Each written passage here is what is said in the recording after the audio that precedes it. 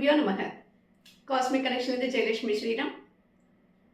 நம்ம இப்போ பார்க்க போகிற நிகழ்ச்சி என்ன அப்படின்னாக்கா, எல்லோருமே ஆவலுடன் எதிர்பார்த்து கொண்டிருக்கும் சனி பெயர்ச்சி. பொதுவாகவே நாம் கிரகங்களில் 3 கிரகங்களின் பெயர்ச்சிகளை மிக ஆவலுடன் எதிர்பார்ப்போம். ஒன்று குரு பெயர்ச்சி, ஒன்று சனி பெயர்ச்சி, இன்னொன்று ராகு கேது பெயர்ச்சி. இப்போ இந்த 2025ஆம் வருடம் முதல் 6 மாதங்களுக்குள்ளேயே 3 விதமான கிரகங்கள் பெயர்ச்சி அடைய போகின்றது.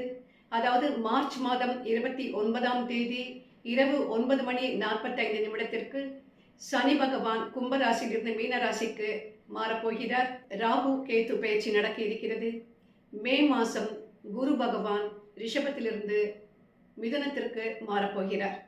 எனவே இந்த 3 விதமான கிரக பெயர்ச்சி மாற்றங்களும் யார் யார் வாழ்க்கைக்கு எந்த விதமான பலாபலன்களை கொடுக்க போகிறது என்பதை பற்றி நாம் ஓரளவுக்கு தெரிந்து கொள்ளலாம். சனி அப்படின்னா உங்க எல்லாருக்குமே தெரியும், அவன் நியாயஸ்தன். நாம் செய்த நன்மை தீமைகளுக்கு ஏற்ற பலாபலன்களை மட்டும்தான் அவன் நமக்கு கொடுப்பான்.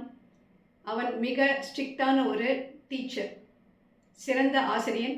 நமக்கு எல்லா விதமான படிப்பினைகளையும் கற்றுக் கொடுப்பான். நாம் செய்யும் எந்த விதமான தவறுகளுக்கும் துணை போக மாட்டான். அந்த இடத்திலேயே நம் தலையிலே அடித்து நம்மை சரிப்படுத்தி விடுவான். நல்லது செய்தால் நல்லதை கொடுப்பான், தீயது செய்தால் தீமை மட்டும் தான் கொடுப்பான். எனவே சனி பகவான் என்பவன் ஒரு நியாயத்தராசை வைத்துக் கொண்டிருப்போம் என்று நம்ம எல்லோருக்குமே தெரியும். இவனை பொறுத்தவரை சனியின் தாக்கம் உள்ளவர்கள் பொய் சொல்வார்கள், குடிப்பார்கள், கொலை செய்வார்கள், குரூர புத்தி கொண்டிருப்பார்கள், அடுத்தவரை வஞ்சிப்பார்கள், பெரியோரை மதிக்க மாட்டார்கள், எல்லோரையும் எடுத்திருந்து பேசுவார்கள், பிறர் சொத்தை அபகரிப்பார்கள் போன்ற பலவிதமான குணங்களை கொண்டவர்கள். இது மாதிரியான நபர்களிடமிருந்து நாம் எப்பொழுதுமே விலகியே இருப்போம் இல்லையா? ஆனால் இந்த சனி பகவான் யாருடன் சென்று சேருகிறான் என்பது ஒன்று இருக்கிறது. சனி பகவான் புதன், சுக்கிரன், வளர்பிறை சந்திரன், குரு இவர்களுடன் சேர்ந்து இருந்தால் எப்பொழுதும் நன்மைகளை மட்டும்தான் கொடுப்பான். அதன்படி இந்த சனி பயிற்சியின் போது சனி பகவான் தன்னுடைய சொந்த வீடான கும்பத்திலிருந்து சென்று குருவின் வீடான மீனத்தில் சென்று அமரப்போகிறான். இதன் மூலமாக பெரும்பாலும் எல்லோருக்குமே ஓரளவிற்கு நன்மையான பலாபலன்களை மட்டும்தான் கொடுப்பான். எல்லாமே 100% கொடுப்பான்னு சொல்ல முடியாது. ஏன்னா நம்மளுடைய தனிப்பட்ட ஜாதகத்தில் எப்படி இருக்குங்கிறத பார்க்கணும் இல்லையா? ஓரளவுக்கு இவன் எல்லோருக்கும் சுமாரான ஒரு மிகவும் கவலைக்கிடமாக இல்லாத பலாபலன்களை தான் கொடுப்பார்.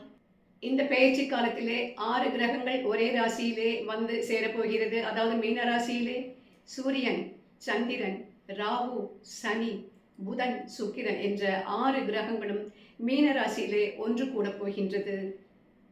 சனி என்பவன் பொதுவாகவே 7.5 சனியாக, அர்த்தாஷ்டம சனியாக, அஷ்டம சனியாக, ஜென்ம சனியாக பல விதங்களிலே நமக்கு தொல்லைகளையும் தொந்தரவுகளையும் கொடுத்து கொண்டிருப்பான். இவன் 3 வித சுழற்சியிலே இருப்பான். முதல் 30 வருடத்திற்கு இதை மங்கு சனி என்றும், 30லிருந்து 60 வயதிற்கு இதை பொங்கு சனி என்றும், 60லிருந்து 90 வரை உள்ளதை மரண சனி என்றும் கூறுவார்கள். அதுக்காக அந்த வயசு எல்லாருமே கொடக்குன்னு செத்து போயிட மாட்டாங்க. அதாவது அதற்கு ஏற்ற ஒரு தாக்கத்தை நமக்கு அவன் கொடுப்பான், ஒரு படிப்பினையை கொடுப்பான் என்பதைத்தான் நாம் இதன் மூலமாக தெரிந்து கொள்ள வேண்டும். லக்னத்திற்கு 6, 10 மற்றும் 11ஆம் இடங்களிலே சனி சஞ்சரிக்கும் பொழுது நல்ல பலன்களை கொடுப்பான். 3ஆம் பாவத்திலே சனி சஞ்சரிக்கும் பொழுது ஒரு 50% நல்ல பலன்களை கொடுப்பான். மிச்ச பாவங்களிலே சஞ்சரிக்கும் பொழுது அந்த அளவிற்கு அவன் நன்மையை கொடுக்க மாட்டான். 8ஆம் இடம் என்பது மிக மிக விரக்தியை கொடுக்கக்கூடிய ஒரு இடம். அஷ்டமஸ்தானம் என்பது கஷ்டமான ஸ்தானம் என்று சொல்லலாம். விரக்தி, வேதனை, சோதனை, கஷ்டங்கள், நஷ்டங்கள், தடைகள், முட்டுக்கட்டைகள், பொருள் இழப்பு, பண இழப்பு, உயிரிழப்பு போன்ற பல விஷயங்களை அந்த அஷ்டமஸ்தானத்திலே வரும் பொழுது சனி பகவான் கொடுப்பான். 2ஆம் பாவத்திலே சனி இருக்கும் பொழுது குடும்பத்திலே பிரச்சனைகள், கணவன் மனைவி தகராறுகள், பண பிரச்சனைகள் ஏற்படும். 3ஆம் பாவத்தில் இருக்கும்போது சகோதர பாவம் கெடும், அதாவது சகோதரருடன் உண்டான உறவு கெடும். 4ஆம் பாவத்திலே அமரும் பொழுது உடல் நலம், முக்கியமாக தாயின் உடல் நலம் கெடும். 5ஆம் பாவத்தில் இருக்கும்பொழுது புத்திரர்களால் நமக்கு பலவிதமான சோதனைகள் ஏற்படும். 6ஆம் பாவமான ருணரோக சத்ருஸ்தானத்தில் இருக்கும் பொழுது உடல் நலம் கேடும். 7ஆம் பாவத்தில் அமரும் பொழுது கணவன் மனைவி உறவில் விரிசல் ஏற்படும். அஷ்டமஸ்தான 8ஆம் பாவத்தை பற்றி நான் உங்களுக்கு ஏற்படவே சொல்லிவிட்டேன். 9ஆம் பாவத்திற்கு சுமாரான பலன்கள் கிடைக்கும். எனவே இந்த சனி பெயர்ச்சியானது நம்முடைய 12 ராசிக்காரர்களுக்கும் எந்த விதமான பலாபலன்களை கொடுக்க போகிறது என்பதை தெரிந்து கொள்வதற்கு முன்னால் நான் சொல்லப் போவது எல்லாமே பொது பலன்கள் தான். அதாவது ஒரு 50 to 60% இது அந்த ராசிக்காரர்களுக்கு இப்படித்தான் இருக்கும் என்ற ஒரு முன்னெச்சரிக்கையாக உங்களுக்கு சொல்லப்படக்கூடிய விஷயங்கள் இது. இதை புரிந்து கொண்டு தெரிந்து கொண்டு ஓரளவு நாம் நம்மை பாதுகாத்துக் கொள்வதற்குண்டான வழிமுறைகளை ஆராய்ச்சி செய்யலாம். இனி ஒவ்வொரு ராசிகளுக்கும் சனி பெயர்ச்சியினால் ஏற்படக்கூடிய பலாபலன்கள் என்ன என்பதை பார்க்கலாம். இப்பொழுது நான் உங்களுக்கு கொடுக்கும் பலன்கள் எல்லாமே ஒரு முன்னோட்டமாக, ஒரு ட்ரெய்லராகத்தான் கொடுக்க போகின்றேன். அதன் பிறகு விரிவான பலாபலன்களை 12 ராசிக்காரர்களுக்கும் இந்த சனி பெயர்ச்சியினால், குரு பெயர்ச்சியினால், ராகு கேத்து பெயர்ச்சியினால் என்னென்ன மாதிரியான மாற்றங்களை நீங்கள் சந்திக்க நேரிடும் என்பதை விரிவான ஒரு நிகழ்ச்சியாக நான் மீண்டும் கொடுக்கின்றேன். கடக ராசிக்காரர்களே, கடந்த 2.5 ஆண்டு காலமாக அஷ்டம சனியின் தாக்கத்தால் மிக மிக பாதிக்கப்பட்டிருந்தீர்கள். இப்பொழுது சனி பகவான் மார்ச் 29ஆம் தேதி உங்கள் அஷ்டமஸ்தானத்திலிருந்து மாறி உங்கள் 9ஆம் பாவத்திற்கு சென்று விடுகிறான். இதனால் பலவிதமாக நீங்கள் இதுவரை அனுபவித்து வந்த முன்னேற்ற தடைகள், கஷ்டங்கள், நஷ்டங்கள், தடங்கல்கள் எல்லாவற்றையும் இருந்து நீங்கள் இப்பொழுது விடுபட்டு விடுவீர்கள். இருந்தாலும் இப்பொழுது ராகு பகவான் உங்களுடைய அஷ்டமஸ்தானத்திற்கு வருவதால் நீங்கள் விரும்பிய பல விஷயங்களை உங்களால் சாதித்துக் கொள்ள முடியாது. வேக வேகமாக எதிலுமே நீங்கள் ஈடுபட வேண்டாம். எதற்குமே நீங்கள் சிந்தித்து செயல்படுங்கள்.